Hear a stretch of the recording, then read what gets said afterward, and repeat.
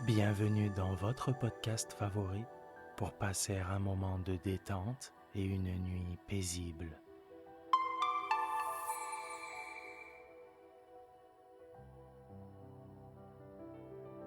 Installez-vous confortablement et profitez chaque soir de votre moment de relaxation avec le podcast Dormir sans souci.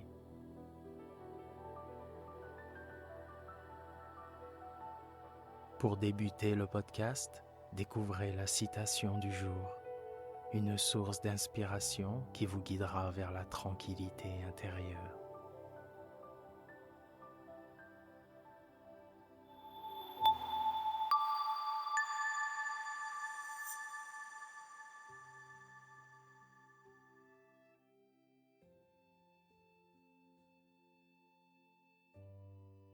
Notre citation du jour nous a été envoyée par notre abonné Georges-Henri de Versailles.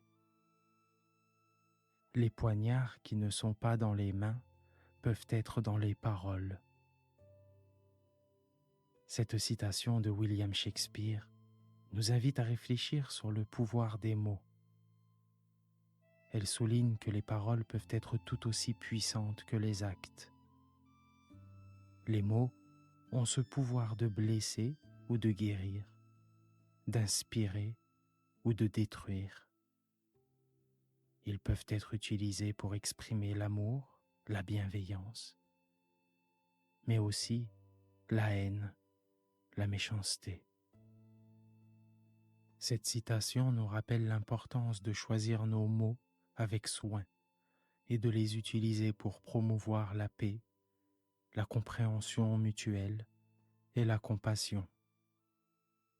En comprenant la puissance des mots, nous pouvons contribuer à créer un monde où la communication est constructive, où les relations sont basées sur le respect et l'empathie. Merci Georges-Henri.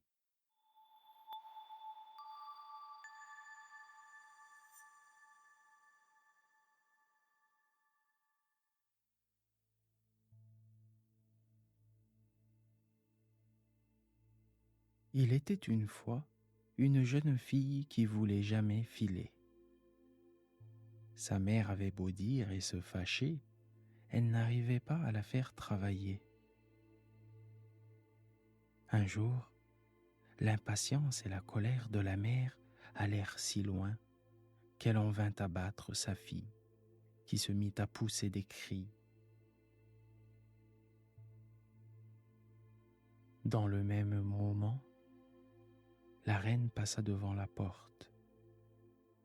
Émue de ces cris, elle fit arrêter sa voiture, entra dans la maison et demanda à la mère pourquoi elle battait son enfant au point qu'on l'entendait de la rue.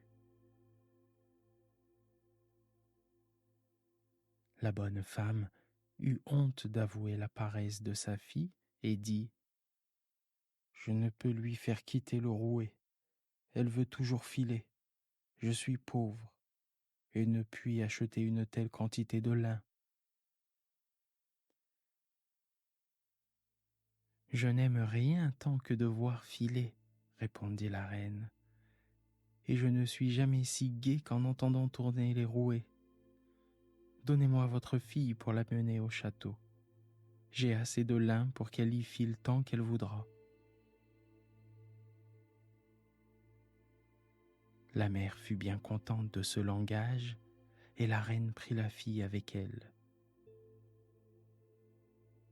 Dès qu'elles furent arrivées au château, la reine conduisit la jeune fille dans 3 chambres toutes remplies, du haut en bas, de lin magnifique.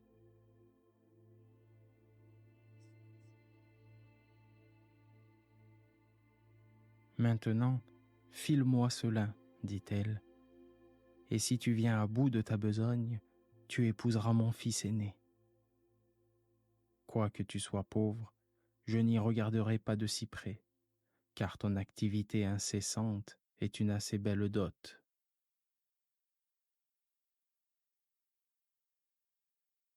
La jeune fille était mortellement effrayée. Jamais elle n'eût su filer ce lin quand elle eut vécu 300 ans et se fut mise à filer du matin au soir. Lorsqu'elle fut seule, elle se prit à pleurer et resta ainsi 3 jours sans remuer la main. Le 3e jour, la reine revint, et voyant que rien n'était filé encore, elle parut bien étonnée. Mais la jeune fille s'excusa sur la tristesse qu'elle éprouvait d'avoir quitté la maison de sa mère. La reine n'y trouva rien à redire. Seulement, en sortant, elle dit : « Il faut pourtant que demain tu te mettes à la besogne. »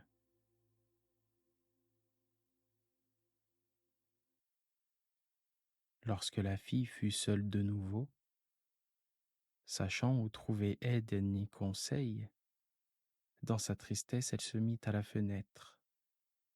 Alors, elle vit venir 3 femmes dont la première avait un gros pied large, l'autre une lèvre si épaisse qu'elle lui pendait jusqu'au menton, et la troisième un pouce plat.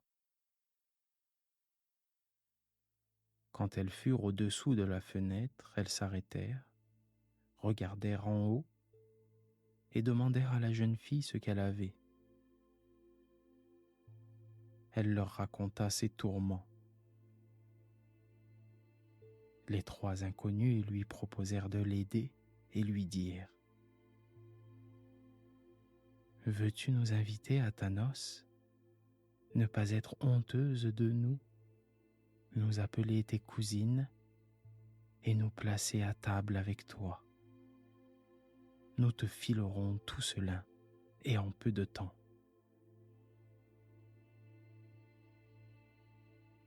« De tout mon cœur, répliqua-t-elle, entrez seulement et commencez tout de suite votre tâche. »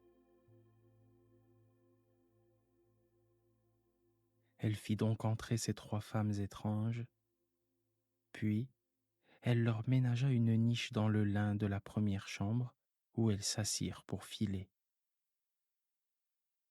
L'une tirait le fil et faisait aller le rouet, la seconde mouillait le fil, la troisième le tordait et frappait la table avec son doigt. Et chaque fois qu'elle frappait, un écheveau de fil le plus fin tombait à terre. La jeune fille cachait les 3 fileuses à la reine et lui montrait à chaque visite la masse de lin filé qui s'élevait, si bien que celle-ci ne trouvait pas assez de compliments pour elle.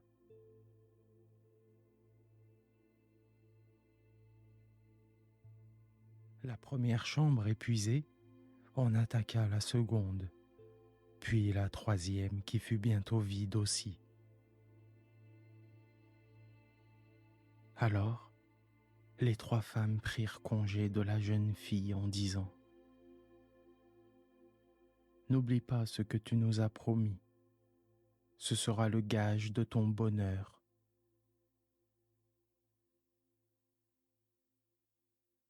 Quand la jeune fille eut montré à la reine les chambres vides et l'amas de lin filé, ce fut vite fait d'arranger la noce. Et le fiancé, ravi d'avoir une femme si habile et si active, lui en fit ses compliments. « J'ai 3 cousines, dit la jeune fille, et comme elles m'ont obligée, je ne voudrais pas les oublier dans mon bonheur. Permettez que je les invite à ma noce et qu'elles soient assises à notre table. » La reine et le fiancé lui accordèrent volontiers cette permission. Or, comme la fête commençait, les 3 femmes entrèrent habillées de vêtements bizarres. Et la fiancée dit : « Bonjour, chère cousine. »« Ah, dit le fiancé, d'où te vient cette parenté étrange ? Il alla auprès de celle qui avait le pied large et lui demanda: D'où vient que vous avez le pied si large? De frapper le rouet, dit-elle, de frapper le rouet. Le fiancé alla ensuite à la seconde et lui dit: D'où vous vient cette lèvre pendante? De mouiller le lin, répondit-elle, de mouiller le lin. Puis il questionna la troisième: D'où vient que vous avez le pouce si plat? De tordre le fil, dit-elle, de tordre le fil. Sur quoi le fils du roi effrayé s'écria: Alors ma belle fiancée ne touchera jamais à un rouet. De cette façon, jamais plus elle n'eut besoin de filer.